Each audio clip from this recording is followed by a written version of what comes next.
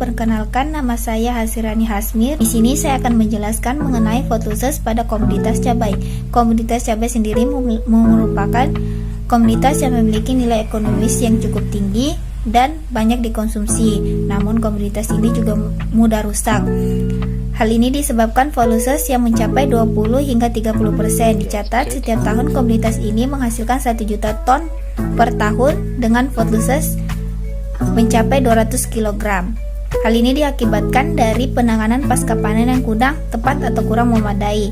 Untuk itu, penanganan yang tepat dapat menekan voluses pada komoditas ini.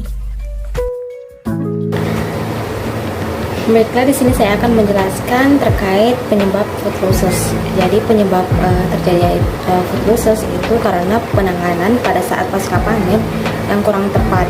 Di sini ada beberapa penyebab terjadinya food losses. Yang pertama itu ada proses pemanenan yang tidak tepat serta wadah penampungnya yang tidak tepat pada saat penanganan pasca panennya. Yang kedua itu ada pengangkutan. Jadi pengangkutan ini juga dapat menyebabkan terjadinya food losses. Karena kenapa? Karena pada saat pengangkutan itu tidak menggunakan wadah pengemas yang tepat, sehingga menyebabkan terjadinya food losses. Kemudian yang ketiga itu pemasaran.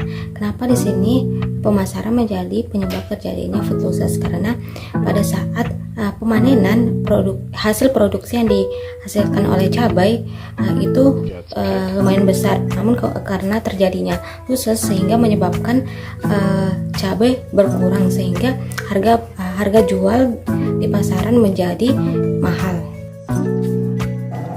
Baiklah, di sini saya akan menjelaskan mengenai penanganan food losses pada buah cabai. Yang pertama yaitu dengan penanganan sortir, di mana sortir ini dilakukan untuk memisahkan warna cabai yang matang dan setengah matang, di mana dengan memiliki tujuan yaitu untuk menarik konsumen dan menurunkan terjadinya penyusutan pada buah cabai. Yang selanjutnya yaitu penanganan dengan pengangkutan, yaitu pengangkutan dilakukan dengan menggunakan pengemasan box kayu, di mana box kayu ini merupakan penanganan tersier, dan menggunakan jaring-jaring merupakan penanganan primer. Selanjutnya yaitu dengan penyimpanan. Tahap selanjutnya itu penyimpanan, di mana penyimpanan dilakukan dengan penyimpanan atmosfer terkendali dan penyimpanan atmosfer termodifikasi. Baiklah, di sini saya akan melanjutkan penjelasan dari Clara Samile. Yang keempat yaitu tentang pemasaran. Pemasaran ini biasanya ada di pasar lokal. Pasar lokal itu biasanya tanaman cabai itu dikirim antar kabupaten atau kota. Kalau pasar ekspor berpeluang besar ini biasanya cabai ini dikirim ke luar negeri. Yang kelima itu tentang panen. Panen itu ialah proses akhir dari masa produksi di lapangan. Ciri-ciri dari panen itu buahnya yang sudah matang, warnanya yang seragam, serta jumlah buah per pohon dan jumlah pohon tanaman ini di area panen siap dipanen.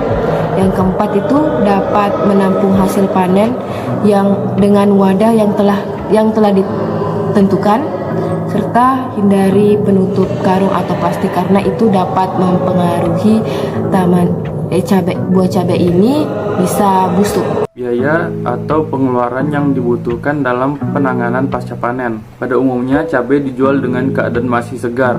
Oleh karena itu perlu menggunakan teknologi penanganan pasca panen cabai segar karena dapat meningkatkan daya simpan dengan mutu yang dapat diterima oleh konsumen, mengurangi kerusakan dan tetap terjangkau harganya. Sampai saat ini pendingin masih diakui sebagai penyimpanan terbaik untuk menyimpan cabai agar tetap segar.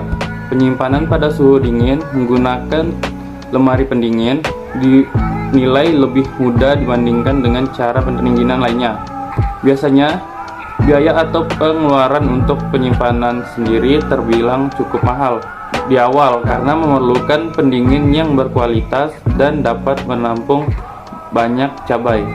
Selanjutnya pengangkutan. Pengangkutan merupakan mata rantai penting dalam penanganan, penyimpanan, dan distribusi.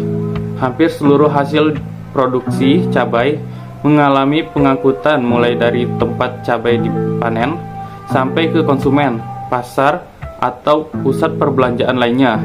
Biaya yang dikeluarkan untuk pengangkutan sendiri mahal atau murahnya tergantung pada kendaraan yang digunakan.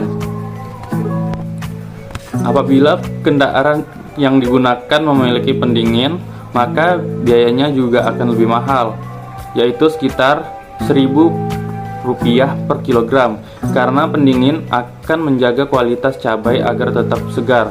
Sedangkan untuk kendaraan tanpa pendingin akan lebih murah, sekitar Rp750 per kilogram.